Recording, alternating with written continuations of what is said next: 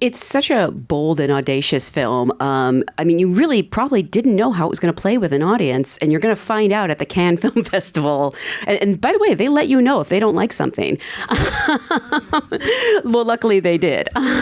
What was that first screening like? When did you realize it was connecting with people? I mean, we were so nervous because none of us had seen the movie. Oh. So we were watching the film for the very first time. That's a very nerve-wracking and a very vulnerable place to be. I remember Selena just kept saying the whole time that her mouth was so dry. And Edgar's hands were super clammy. I couldn't feel my feet. Well, the shoes were uncomfortable, but I couldn't feel my feet. And I just kept telling myself, stay here, don't go. Because I tend to sort of leave my body.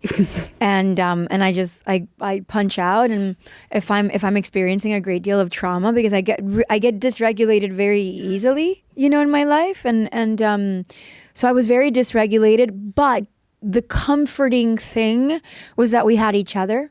So we knew, and we made this promise. I remember there was one night where Edgar, Selena, and myself, we went to dinner in Paris, and we were just talking about like what this was meaning for us to be a part of Emilia Pérez. And for Selena, it was this, and for Edgar, it was this, and for me, it was this.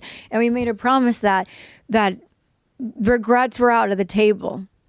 The regrets were in the moment that you were going to either say yes, that you were going to accept this part, or no, that you were not going to accept the part. But once you made that decision, you have to live with that decision. So if the ship sails, we're sailing with it to the horizon. If it sinks, we're going down together.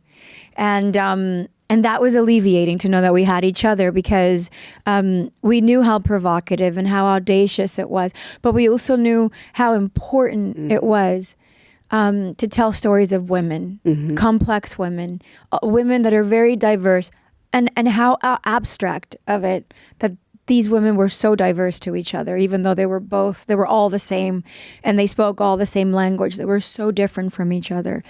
And the reward of doing that, but Latino women, Hispanic women, that women of color, everything about what Emilia Pérez represented to us, we were not ever going to let the success or the lack of success to impede on how special the movie was for us, period, Yeah.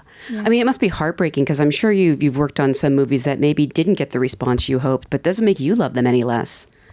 Yeah, and sometimes you do. Sometimes you do learn to love something less, because what others think of you matters so much until you learn to value what you think of yourself just as much, I think it's important for actors to make decisions with your heart, because you can never be wrong.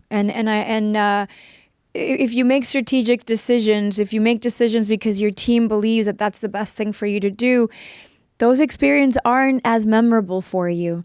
But the one that you make because you believed in something that felt just like the right thing to do for you, it's not about how successful the movie is going to be, or if 200 people see it, or 200,000 or 200 million. You're always going to be happy with your decision. So following your heart, I feel like that's the best business for you as an actor, is to follow your heart.